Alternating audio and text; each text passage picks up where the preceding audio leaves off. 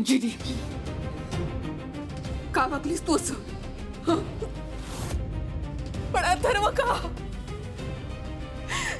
त्यांनी काय वाईट केलं तुझ्यासोबत? बोल!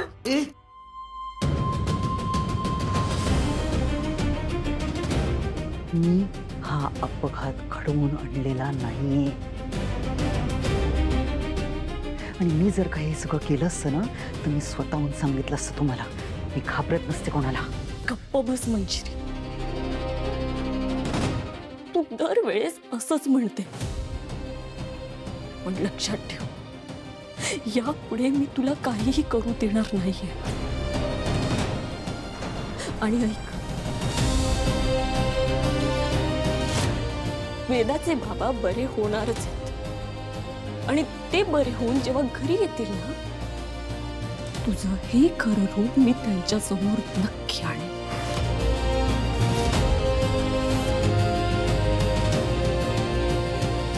चल ताई.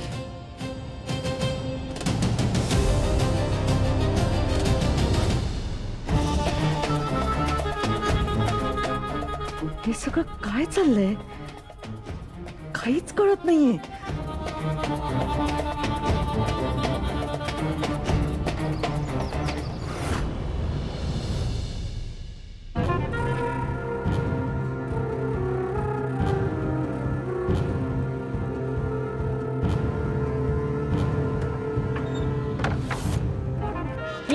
ये माझा राजा, ये बाळा, ये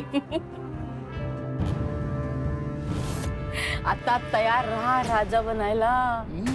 आणि दादाला कसं इमोशनल करायचं ना ते माझ्यावर सोड. Yes Maugham.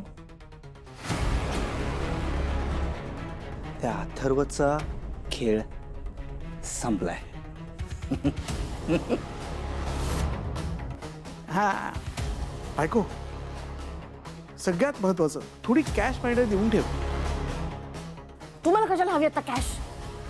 अगं आपल्या घरात एक माणूस खपणार आहे, त्यामुळे त्याचे अंत्यविधी आले, शोकसभा आली. हा पण थोडी कॅश लागेल ना. आणि प्रत्येक वेळा तुझ्याकडे कॅश कशी मागणार, म्हणून म्हटलं देऊन ठेव. थांबव, हे सगळं होईल.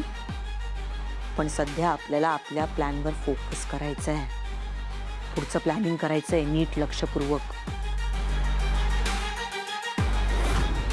आणि सगळ्यात आधी त्या मंजिरीचा काटा कसा काढायचा आहे ह्याचा प्लॅन बनवायचा आहे. हुशार आहे माझी बायको. हं? बरोबर बोलते. प्लॅन करायलाच हवा.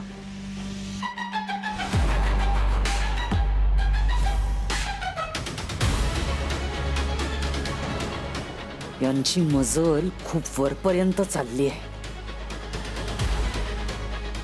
नको, मला हे सगळं माहितीये, हे यांना आत्ताच कळायला नको. योग्य वेळ येऊ दे मंजिरी.